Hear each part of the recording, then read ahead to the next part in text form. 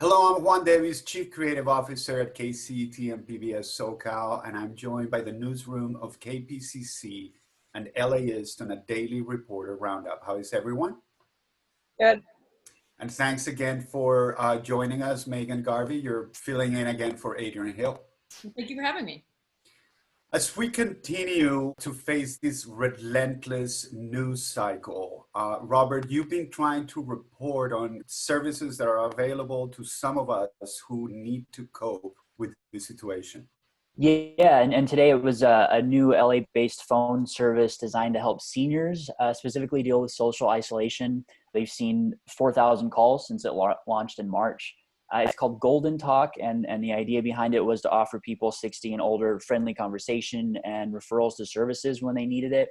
That was the plan. Then COVID-19 happened just as the volunteer program was getting off the ground. I talked with the person who started the line earlier today. She told me how they're helping people who were dealing with loneliness before the pandemic. I also talked with a mental health counselor who volunteers her time for the line. She said she talks with seniors who are anxious, terrified is the word she used, because they know they're vulnerable and going out could get them sick. That's part of the reason why the program is now offering grocery and toiletry deliveries. So far, they've ramped up to about 50 stops a week for that part of the service. Emily's been tracking the toll of coronavirus in detention facilities, and that includes prisons, and she's looked at what's being done to address it. Yeah, so the numbers in the prisons for COVID-19 cases are really bad.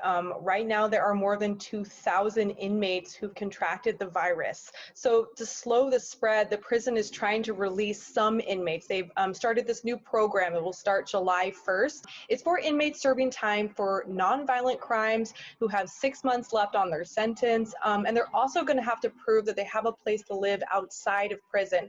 Now, you might be wondering, what's the prison going to do to make sure that these folks, if they have COVID-19, where are they going to go? So before they're released, these inmates will be tested for COVID-19 within 7 days of leaving prison. If they test positive, the corrections department says they're going to work with state or local authorities to find them housing to isolate. Some advocates I talked to today say, this is a small improvement, but it's not going to be, they're not going to release enough people to really make a big dent. Aaron's been following a pretty dramatic new proposal intended to help alleviate our housing crisis. So there are as many as 100,000 vacant units in the city of Los Angeles. A lot of these are luxury units.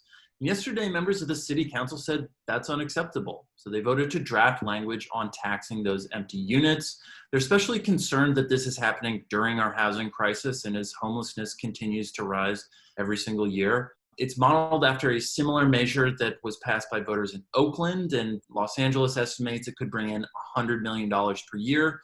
But before that happens, the city council will have to vote on it again, on the exact language, and then it would make its way onto the November ballot, where voters would have to approve it by a margin of 2/3.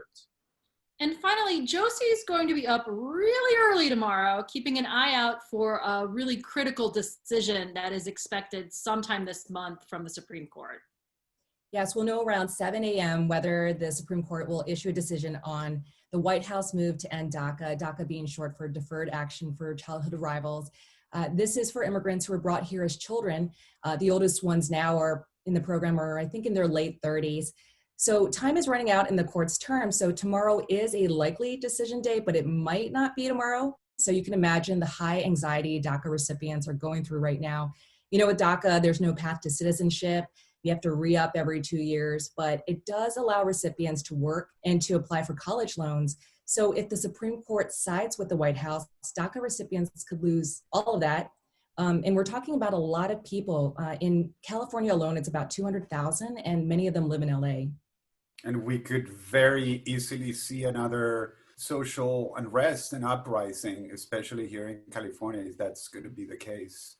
I know a lot of folks will be out there demonstrating, but I think there's also a lot of optimism too that there will be a legislative fix perhaps to allow these folks to be able to stay in the US.